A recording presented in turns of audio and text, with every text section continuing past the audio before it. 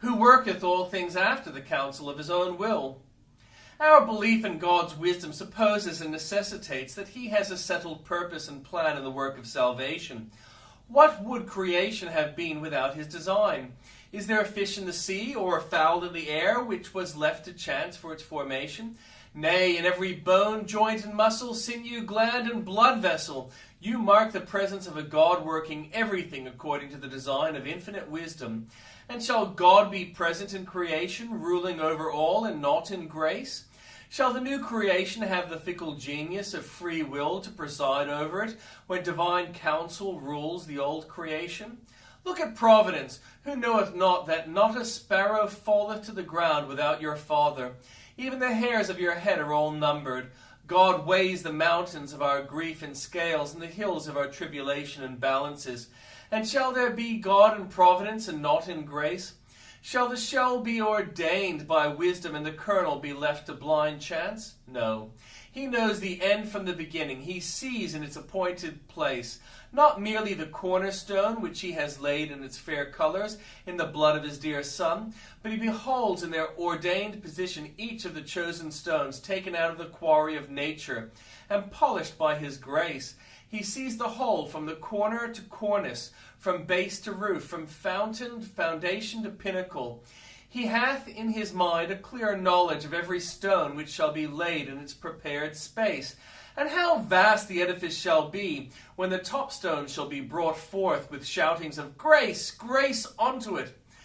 At the last it shall be clearly seen that in every chosen vessel of mercy Jehovah did as he willed with his own, and that in every part of the work of grace he accomplished his purpose and glorified his own name. So she gleaned in the fields until even. Let me learn from Ruth the gleaner, as she went out to gather the ears of corn.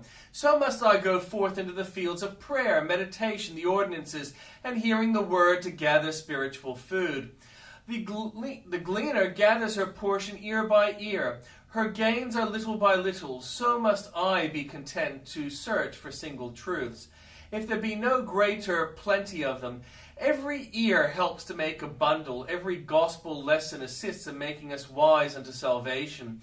The gleaner keeps her eyes open. If she stumbled upon the stubble in a dream, she would have no load to carry home, rejoicing at eventide. I must be watchful in religious exercises, lest they become unprofitable to me. I fear I have lost much already. Oh, that I may rightly estimate my opportunities and glean with greater diligence. The gleaner stoops for all she finds, and so must I. High spirits criticize and object, but lowly minds glean and receive benefit. A humble heart is a great help towards profitably hearing the gospel. The engrafted soul-saving word is not received except with meekness.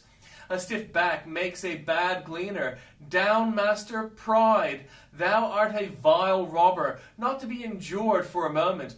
What the gleaner gathers she holds. If she dropped one ear to find another, the result of her day's work would be but scant.